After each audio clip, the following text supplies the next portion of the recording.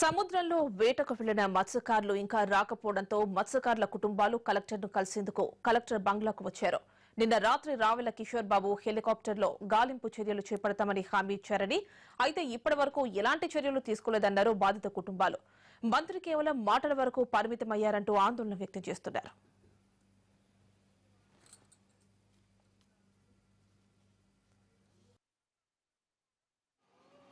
గత 4 రోజుల నుంచి కూడా మరి దుమ్ములపేట గ్రామానికి సంబంధించి అలాగే పర్లాపేట గ్రామానికి సంబంధించి 21 బోట్లు మిస్ అయిన సంగతి మీ అందరికీ తెలిసిన విషయం. ఇప్పటి వరకు అవి ఒక బోటు కూడా రాలేదు. నిన్న మినిస్టర్ గారు రావెల కిషోర్ బాబు గారు వచ్చారు, అలాగే మా స్థానిక ఎమ్మెల్యే కొండబాబు గారు కూడా వచ్చారు, అందరినీ పరామర్శించారు. మీకు ఏ రకమైన భయం లేదు, మేము ఉన్నాం, మీకు అందరికీ అండగా ఉంటాం అని చెప్పేసి అన్నారు.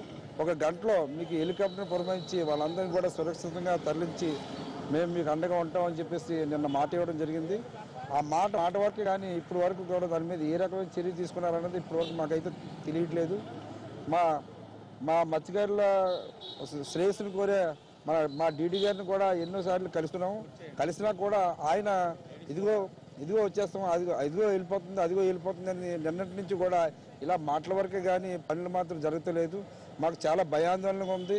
4 రోజులు అయింది. ఒక బోట్ అయితే 2 బోట్లు అయితే ఇంజిన్ కూడా ఆగిపోయి ఉన్నాయి, అది మాకు సమాచారం ఉంది.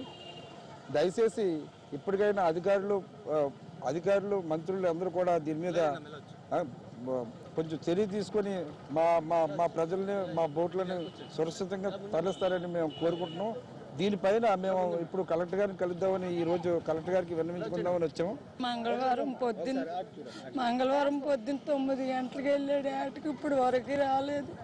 ఎవరికైనా చెప్తే ఇదిగో వచ్చేస్తున్నారు అది ఇది అంటున్నారు, ఎవరికి పెట్టించుకోవట్లేదు కూడాను. మాకు ఏంటి చేయాలో మాకు భయంగా ఉన్నది.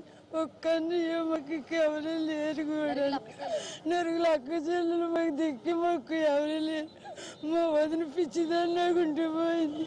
అన్నీకి 3 పిల్లలు కాపాడలేదు. మా అన్ని దయచేసి తీసుకురాయండి.